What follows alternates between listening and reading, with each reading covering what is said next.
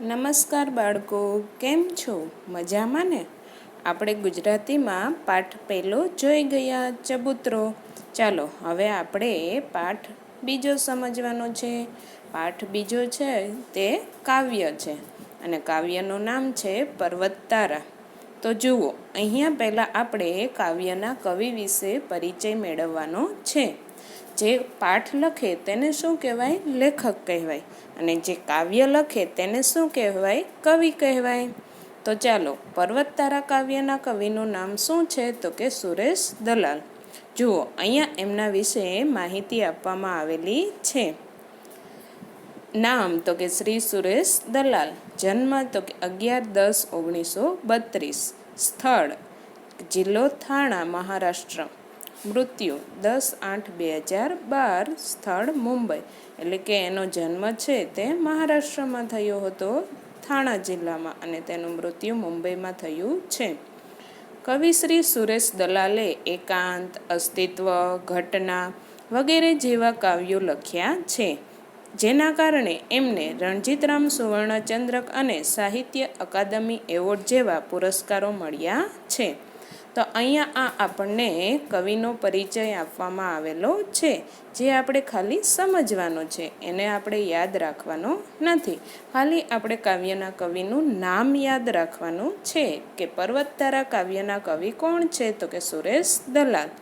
ચાલો, તેના પછી આગળ આપણે કાવ્યનું ગાન કરીએ. પહેલાં આપણે કાવ્યનું ગાન કરીશું અને પછી આપણે આગળ કાવ્ય વિશે માહિતી મેળવીશું. જુઓ, અહીંયા આપણને કાવ્ય આપવામાં આવેલું છે, જે તમને ગવડાવું તે તમારે સાથે સાથે ગાવાનું છે. ચાલો, તો આપણે કાવ્યનું ગાન શરૂ કરીએ.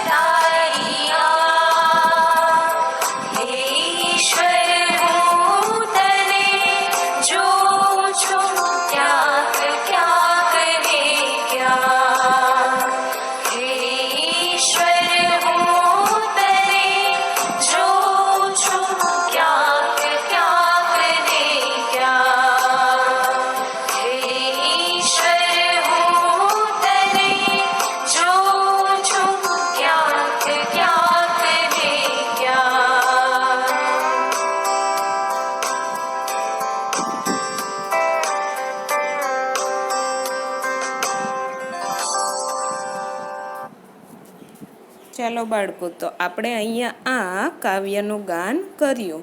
હવે તમારે આ કાવ્યની રોજે ઘરે પ્રેક્ટિસ કરવાની છે, એટલે કે સરસ મજાની રીતે આપણે આ કાવ્યને ગાતા શીખવાનું છે.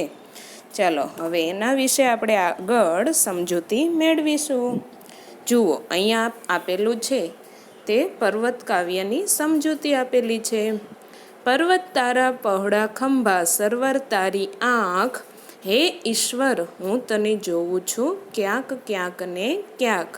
એટલે કે કવિ કહે છે કે ઈશ્વરને દરેક જગ્યાએ નિહાળી રહ્યા છે તેઓ પર્વતમાં ઈશ્વરના ખંભા અને સરોવરમાં ઈશ્વરની આંખો જોઈ રહ્યા છે. એટલે કે ઈશ્વરને કવિ કહે છે કે તું મને દરેક જગ્યાએ ક્યાંક ને ક્યાંક તું મને જોવા મળે છે. તો કે પર્વતમાં તો કે તારા મને પહોળા ખંભા દેખાય છે, સરોવરમાં તો કે ઈશ્વરને કહે છે કે તમારી મને આંખ દેખાય છે. દરિયો તારું દિલ વિશાળું, વૃક્ષો તારી વાત, મેઘધનુષના રંગોમાં તું રમી રહ્યો રળિયાત. એટલે કે કવિ કહે છે કે કવિને દરિયામાં ઈશ્વરનું વિશાળ હૃદય દેખાય છે, વૃક્ષોમાં ઈશ્વરની વાતો દેખાય છે, મેઘધનુષ્યના રંગોમાં ઈશ્વરની સુંદરતા દેખાય છે. તો કે કવિને દરિયામાં ઈશ્વરનું વિશાળ હૃદય દેખાય છે અને વૃક્ષોમાં તો કે ઈશ્વર વાત કરતા હોય તે રીતે દેખાય છે. અને મેઘધનુષના જે રંગો હોય છે તેમાં તો કવિને ઈશ્વરની સુંદરતા દેખાય છે. તું તરણાનો તારણહારો, ઝરણાનો તું નાદ, ફૂલ ફૂલની રંગ સુગંધે તારી છે સોગાદ. એટલે કવિ કહે છે કે હે ઈશ્વર, તું તરણાનો તારણહાર છે, એટલે કે તું સામાન્યમાં સામાન્યને તારી જાણે છે. તું ઝરણાનો સુમધુર અવાજ છે, દરેક ફૂલે શોભતી રંગ સુગંધ તારી જ સૌને ભેટ છે. એટલે કે તું તરણાનો તારણહાર, એટલે કે જે તરવા માગે છે તેને તું તેના માટે તું તારણહાર છે. તું સામાન્યને સામાન્યને જે હોય તેને તું તારી જાણે છે. અને તું ઝરણાનો સુમધુર અવાજ, આપણે ઘણી વખત સાંભળ્યું હોય કે ઝરણું જ્યાંથી જતું હોય, પસાર થતું હોય તો તેનો સરસ મજાનો અવાજ આવતો હોય છે. દરેક ફૂલે શોભતી રંગ સુગંધ તારી જ સૌને ભેટ છે. એટલે કે દરેક ફૂલોમાં જે સરસ મજાની સુગંધ આવતી હોય છે તે ઈશ્વરની જ આપણને મળેલી એક ભેટ છે. સિંહ વાઘને કોયલ, બુલબુલ પતંગિયાને તમરા, સૂર્યચંદ્રને તારા આભે અહીં આગિયા ભમરા. એટલે કે જે જાતના પ્રાણીઓ અને પક્ષીઓનું સર્જન કર્યું છે, સિંહ વાઘ જેવા હિંસક તો બુલબુલ જેવા સુંદર પક્ષીઓ તથા પતંગિયા, તમરા અને આગિયા, એટલે કે તે સરસ મજાના આ બધા પ્રાણીઓનું પણ સર્જન કરેલું છે.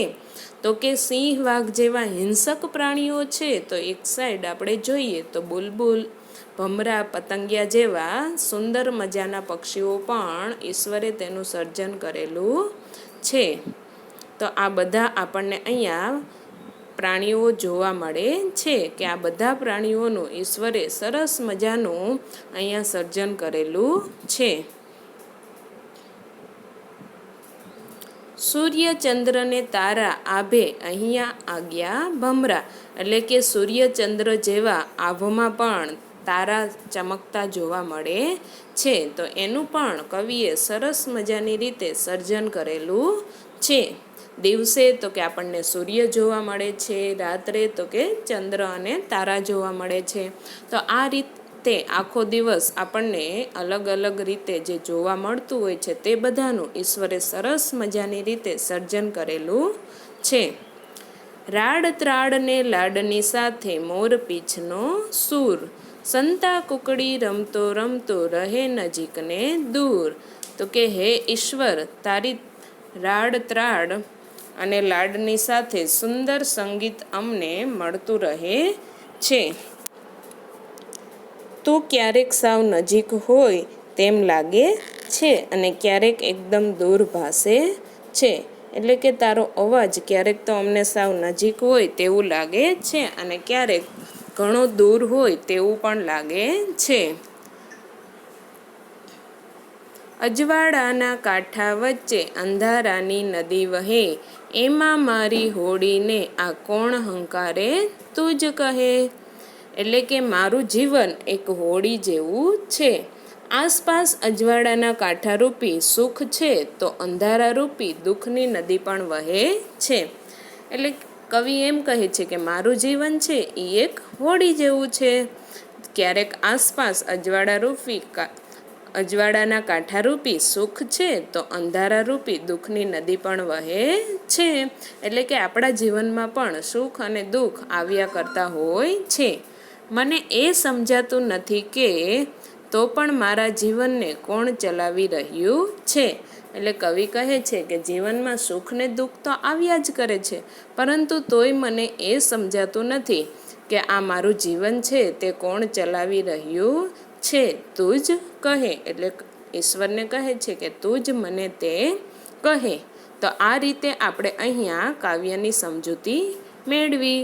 ફરીથી એકવાર આપણે કાવ્યની સમજૂતી જોઈ લઈએ, જે તમારે વ્યવસ્થિત યાદ રાખવાની છે. એટલે કે કવિ છે તે ઈશ્વરને કહે છે કે તે દરેક જગ્યાએ ઈશ્વરને નિહાળી રહ્યો છે. ક્યાં ક્યાં? તો કે પર્વતમાં સરોવર એટલે શું થશે? નદી થશે. સરોવરમાં આ દરેક જગ્યાએ દરિયો છે, વૃક્ષો છે, મેઘધનુષ્ય છે, તે દરેક વસ્તુમાં કવિને ક્યાંક ને ક્યાંક તો ઈશ્વર દેખાય જ છે. અને કવિ કહે છે કે દરિયો છે એ તો મને તમારું વિશાળ હૃદય દેખાય છે. તો આ રીતે કવિને દરેક જગ્યાએ ઈશ્વર જોવા મળે છે. ફૂલની જે રંગબેરંગી સુગંધ છે તેમાં, સિંહ વાઘ જેવા પ્રાણીઓ, તો કોયલ બુલબુલ પતંગિયા જેવા પક્ષીઓમાં પણ ઈશ્વરને દરેક જગ્યાએ કવિને દરેક જગ્યાએ ઈશ્વરના દર્શન થાય છે. તો અહીંયા આપણે કાવ્યની સમજૂતી મેળવી. ચાલો હવે એના પછી આપણે આગળ એનું સ્વાધ્યાય સમજવાનું છે. જુઓ, પહેલાં આપણને આપવામાં આવેલું છે શબ્દ સમજૂતી. તો બાળકો, આ શબ્દ સમજૂતી છે તે આપણે યાદ રાખવાની છે. ખંભા એટલે શું થાય? તો કે ખભા, જે આપણે પણ ઈશ્વરે આપણને પણ સરસ મજાના આપેલા છે. સરોવર એટલે કુદરતી રીતે બનેલું સરોવર, તળાવ. વિષાળુ એટલે વિશાળ, ઘણું મોટું, ખૂબ મોટું હોય તેને કેવું કહેવાય? વિશાળ. રળિયાત એટલે સુંદર. તરણું એટલે તણખલું. નાદ એટલે સામાન્ય રીતે મધુર લાગતો મોટો અવાજ. સોગાદ એટલે ભેટ. આજ્ઞા એટલે રાત્રિના અંધકારમાં ટમટમતું જીવડું. ત્રાડ એટલે ગર્જના. તો આ રીતે આ જે શબ્દ સમજૂતી આપેલી છે તે આપણે યાદ રાખવાની છે. અને જો તમારી પાસે ટાઈમ હોય તો આપણે એકવાર તેને CWમાં પાઠ 2 અથવા તો કાવ્ય 2 કરી હેડિંગ મારી પર્વત તારા અને પહેલાં આપણે આ શબ્દ સમજૂતી લખી લેશું. ચાલો, ત્યારબાદ ભાષા સજ્જતા એટલે કે ગુજરાતી છે તે આપણો ભાષાનો વિષય છે. એમાં ઘણી વખત આપણે શબ્દો બોલવામાં ઘણી ભૂલ કરતા હોઈએ છીએ. તેમાં સ અને શ જેવા અક્ષરમાં તો આપણે ખાસ ભૂલ પડતી હોય છે. તો તે અક્ષર બદલવાથી પણ એ શબ્દોના આખા અર્થ બદલી જતા હોય છે. તો ચાલો તેના વિશે આપણે અહીંયા માહિતી મેળવી. આપણે ઘણીવાર સને બદલે શ અને શને બદલે સનો ઉચ્ચાર કરતા હોઈએ છીએ. સને બદલે શના ઉચ્ચારથી શબ્દનો અર્થ બદલાય છે તે આપણે અહીંયા સમજીએ. સર એટલે સરોવર. શર એટલે બાણ. જુઓ, આપણે અહીંયા 2 શબ્દ જોઈએ જ છીએ કે આપણે સર બોલીએ એટલે સરોવર થાય અને શર છે તેનો અર્થ થાય બાણ. સાર એટલે કસ અને શાર એટલે છિદ્ર. સત તો સત્ય અને શત તો 100. તો આ રીતે 2 શબ્દના અર્થ અલગ અલગ થતા હોય છે. સુર તો અવાજ, શૂર તો શૌર્ય. કેસ તો મુકદ્દમો, કેશ તો વાળ. પાસ ઉત્તીર્ણ, પાસ ફાંસો. તો આ રીતે અહીંયા શબ્દના અલગ અલગ અર્થ આપવામાં આવેલા છે. ત્યારબાદ આપણે લખવામાં પણ ઘણીવાર ભૂલ કરતા હોઈએ છીએ કે સની જગ્યાએ શ વાપરતા હોઈએ છીએ. તો જુઓ, તે પણ આપણે લખવામાં ભૂલ કરીએ તો આખા શબ્દનો અર્થ બદલી જતો હોય છે. તો અહીંયા આપણને તમારી ચોપડીમાં જે ખાલી જગ્યા આપેલી છે તે તમારે જાતે લખવાની છે. જુઓ, અહીંયા તમને આ વિડીયોમાં પણ અહીંયા મેં આપેલું જ છે તે રીતે તમારે લખવાની રહેશે. ત્યારબાદ છે કાવ્યનું સ્વાધ્યાય. ચાલો તો આપણે સ્વાધ્યાય જોઈએ.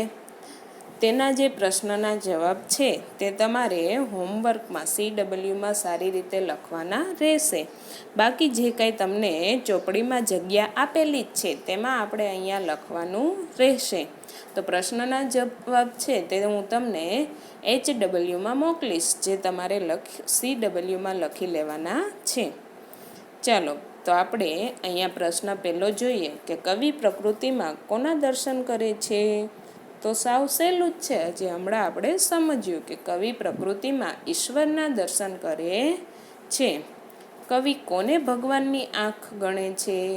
તો કે કવિ સર્વરને ભગવાનની આંખ ગણે છે. ઈશ્વર સંતા કુકડી ક્યાં રમી રહ્યો છે. ચાલો બાળકો, તો આ તમારે સમજૂતીમાંથી આગળ શોધીને જાતે જવાબ લખવાનો છે. ઈશ્વર કયા સ્વરૂપે સોગાદ આપે છે. પ્રશ્ન 5મો, હોડીને કોણ હંકારતું હશે. તો આ બધા જવાબ થોડા આપણે જાતે પણ વિચારવાના છે. બાકી હું તમને HWમાં તો એના જવાબ આપીશ જ. પ્રશ્ન 3, નીચે આપેલી કાવ્ય પંક્તિ પૂર્ણ કરો. તો અહીંયા આપણને જે કાવ્ય પંક્તિ આપેલી છે તે આપણે ચોપડીમાં જોઈ આગળથી પૂર્ણ કરવાની છે. જે તમને મેં અહીં પણ કઈ રીતે આપણે લખવી તે આપેલી છે. ત્યારબાદ છે સમાનાર્થી શબ્દો, જે આપણે 3જા અને 4થા ધોરણમાં પણ જોતા આવ્યા છીએ. સમાનાર્થી શબ્દ એટલે શું થાય. તો કે તેના જેવો જ જે બીજો અર્થ થતો હોય તેને શું કહેવાય. સમાનાર્થી શબ્દ. સમાનાર્થી એટલે સમાન. જુઓ, આંખ, તો આંખને બીજું શું કહેવાય. નેત્ર. દરિયો તો સમુદ્ર. નાદ તો અવાજ. ઈશ્વર એટલે ભગવાન. વૃક્ષ એટલે ઝાડ. ફૂલ એટલે પુષ્પ. તો આ છે બધા સમાનાર્થી શબ્દો. સમાનાર્થી એટલે સમાન. આ આપણે વ્યવસ્થિત યાદ રાખવાનું છે, કારણ કે આપણે સમાનાર્થી અને વિરોધી શબ્દમાં ઘણી વખત ભૂલ કરતા હોઈએ છીએ. જુઓ, એના પછીનો જ પ્રશ્ન આપેલો છે કે વિરોધી શબ્દ. વિરોધી એટલે એનાથી વિરોધ. જેમ કે પહોળું, તો એનું વિરોધી શું થાય. સાંકડું. નજીક તો દૂર. વિરાટ તો સાંકડું. વિરાટ એટલે મોટું, વિશાળ. તો એનું પણ શું થશે. વિરોધી સાંકડું. અંધારું તો અજવાળું. ચાલો ત્યાર પછી 6થો પ્રશ્ન છે કે ઉદાહરણ પ્રમાણે કાવ્યમાંના પ્રાંસની શબ્દ જોડી બનાવો. પ્રાંસની એટલે શું બાળકો. તો કે કાવ્યની અંતે જે છેલ્લો શબ્દ આપેલો છે તે બંને લીટીનો સરખો હોય. જેમ કે વાત તો રડિયાત. નાદ તો સોગાદ. તમરા તો ભમરા. સૂર તો દૂર. વહે તો કહે. તમારે તમારું કાવ્ય જોવાનું, તેમાં દરેક 2 લીટીમાં છેલ્લા 2 શબ્દો સરખા હશે. એને શું કહેવાય. પ્રાસ. ચાલો ત્યાર પછી 7મો પ્રશ્ન, સ અને શ થી બનતા 4 શબ્દો લખી એનો અર્થભેદ દર્શાવો. એટલે કે અહીંયા આપણને જે શબ્દો છે તેના અર્થ જુદા જુદા થાય છે તે અહીંયા આપેલું છે, જેમ આગળ આપણે ભાષા સજ્જતામાં જોયું તે રીતે. શાખ તો આબરૂ. જ્યારે શાખ એટલે કે ઝાડ પર પાકેલું જે ફળ હોય છે તે. રાસ તો દોરડું. અને રાસ એટલે કે જે આપણે ગરબે રમીએ છીએ તે. સમ તો શાંત થવું તે. અને સમ એટલે સોગંધ. શરત તો હોડ. અને શરત એટલે ધ્યાન. તો આગળ પણ આપણે જોઈ ગયા કે દરેક શબ્દ જો આપણે બોલવામાં ભૂલ કરીએ તો એનો આખો અર્થ છે તે બદલી જતો હોય છે. ત્યાર પછી પ્રશ્ન 8મો, ઓ ઈશ્વર ભજીએ તને, મોટું છે તુજ નામ, આ પંક્તિને આધારે બીજી 3 પંક્તિઓ બનાવો. તો આ રીતે આપણે અહીંયા જે પંક્તિ આપેલી છે તેના આધારે આપણે બીજી 3 પંક્તિ લખવાની છે. જુઓ, અહીંયા તમને લખેલી જ આપેલી છે, જે રીતે તમારે લખવાની છે.